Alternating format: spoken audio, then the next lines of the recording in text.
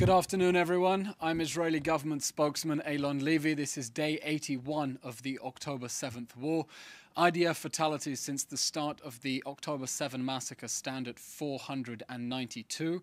In the past 24 hours, we have mourned the deaths of 25-year-old Sergeant First Class Joseph Gittarz, 24-year-old Staff Sergeant Elisha Yonatan Loba, and 21-year-old Staff Sergeant Daniel Nahmani. May their memories be a blessing, and our thoughts are, of course, with their families.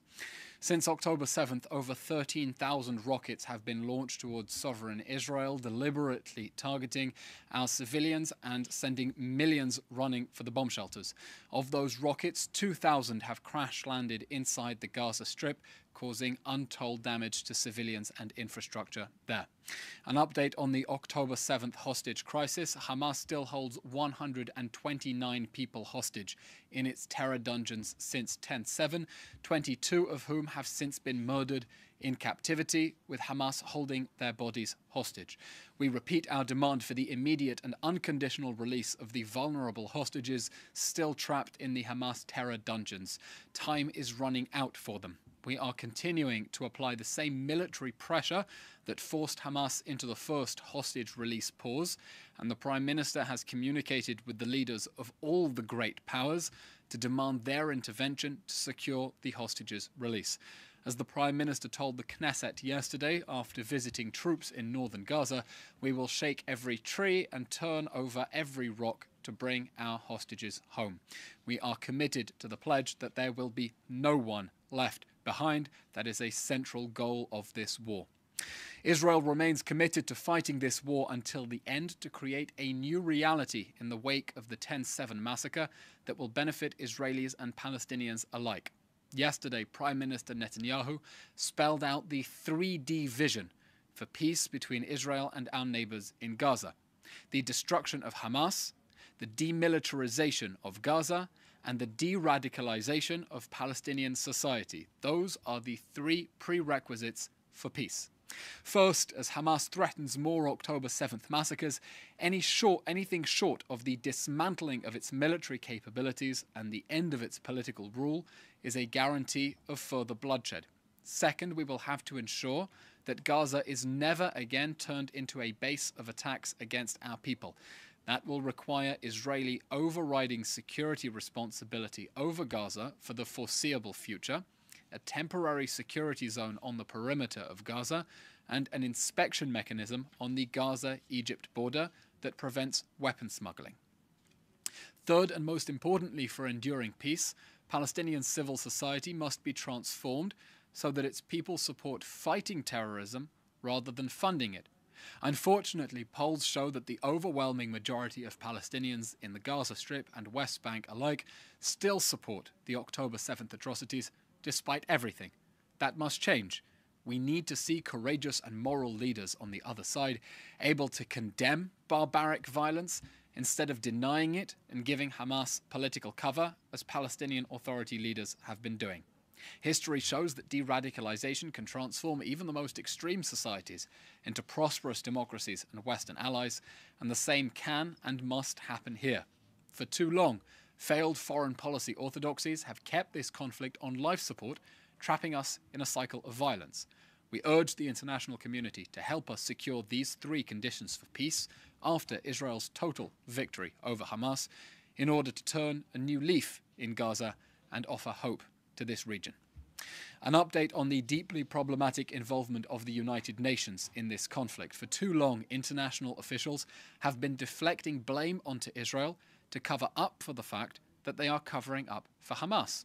In failing to condemn Hamas for hijacking aid and failing to condemn it for waging war out of hospitals, they have been complicit partners in Hamas's human shield strategy. They have let the world down. We are demanding global accountability, and now we are leading by example. The Ministry of Foreign Affairs has announced that visa requests by UN employees will no longer be granted automatically and will instead be considered on a case-by-case basis.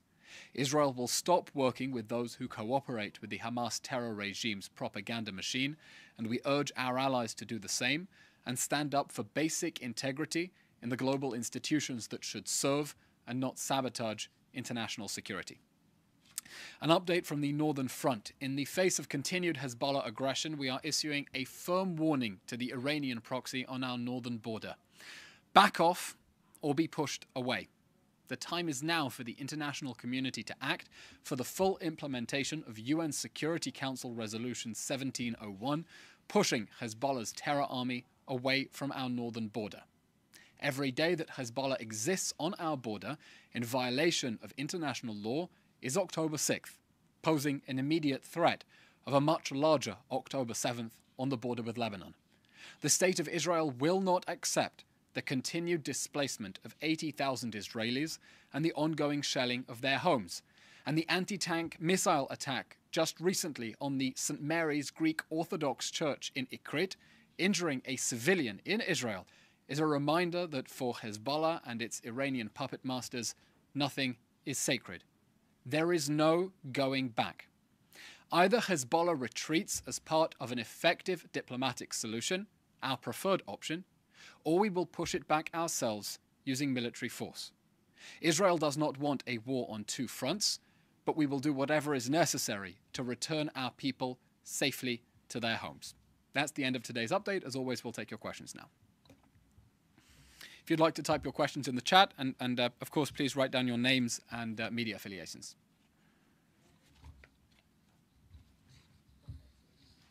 Question comes from Dan Williams from... The first question comes from Dan Williams from Reuters.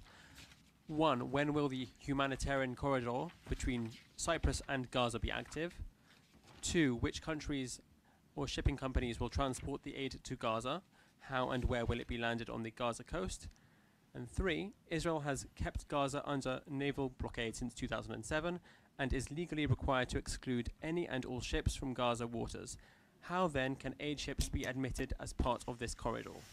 Mr. Williams, thank you for your question. I can say this. We are examining additional avenues for the international community to support civilian needs in Gaza, not through the Israeli crossings. It is, of course, a fiendishly difficult task to get aid into enemy-controlled territory when the enemy hijacks that aid, when UN agencies do not condemn it for doing so.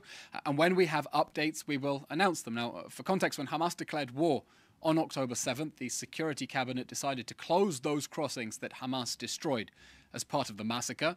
Now, as part of the agreement with the Americans, we have temporarily reopened Kerem Shalom for deliveries of humanitarian necessities on the understanding that the United States will fund an upgrade of Egypt's Rafah crossing so that provisions will no longer have to go through our border. Our role is to screen humanitarian aid trucks for Hamas weapons smuggling attempts, and there is still excess screening capacity at Nitzana and Kerem Shalom. If the United Nations wants more aid to get in, it should send more aid. There are no restrictions on our side, but as and when we have updates on the modalities of how more aid will be able to get in, we will of course announce them. The next question is from Jonathan Rice of the New York Times. How does Israel view the Egyptian peace proposal, which, it has been reported, includes Hamas in a transitional Gaza government? The Israeli government remains committed to the goals of this war, which are to destroy Hamas's military and governing machine inside the Gaza Strip and the return of the hostages. We understand, and our allies understand, that this war must end with the end of Hamas. Hamas will no longer govern the Gaza Strip in a way that has allowed it to launch tens of thousands of rockets against our cities and to launch the October 7th massacre. Now, of course, I can't comment on any other specific details about specific negotiations other than to say it's been obvious from day one that Hamas is prioritizing its grip on power over the lives of the entire civilian population in the Gaza Strip. This war can end immediately if Hamas surrenders, turns over its war criminals, lays down its arms and immediately releases the hostages. And we think that should be the basic demand from all elements of the international community concerned with ending this war in a way that ensures that Hamas can never attack us again, to demand the unconditional surrender of the army of terror that launched the October 7th massacre. The next question is from David Isaac of JNS. Initially, Israel said it would cut off aid if it turned out it was diverted to Hamas. It clearly does. The US at the start also said aid would stop. Instead, the US calls for still more aid. Is there any discussion of returning to the original formula of cutting aid off, since Israel has no obligation to resupply its enemies? First of all, Israel has no interest in seeing a humanitarian crisis or any sort of humanitarian suffering inside the Gaza Strip. Now that aid is not being delivered effectively because of Hamas's war, we're seeing all those aid agencies reminding the world of actually how much was going in through the Israeli crossings the day before the war and the day before Hamas decided to attack those crossings. We are demanding that the United Nations and other international agencies condemn Hamas for hijacking aid. We note, for example, that UNRWA, which has proven itself an ineffective mechanism for distributing aid, on 16th of October, I think it was, put out a tweet stating that Hamas had stolen supplies, including fuel, from its stockpiles, and then deleted that tweet, covering up for Hamas and denying reports on social media, which are in fact its own tweets. We want to see the international community calling Hamas to account for hijacking aid. And as we said, we will no longer accept international officials deflecting blame onto Israel and accusing it of all sorts of monstrosities in order to cover up the fact that they are covering up for Hamas. We don't want to see any humanitarian suffering in the Gaza Strip, and it is important that aid reach the civilians who need it and that Hamas not steal it. And we have to start with international accountability on that.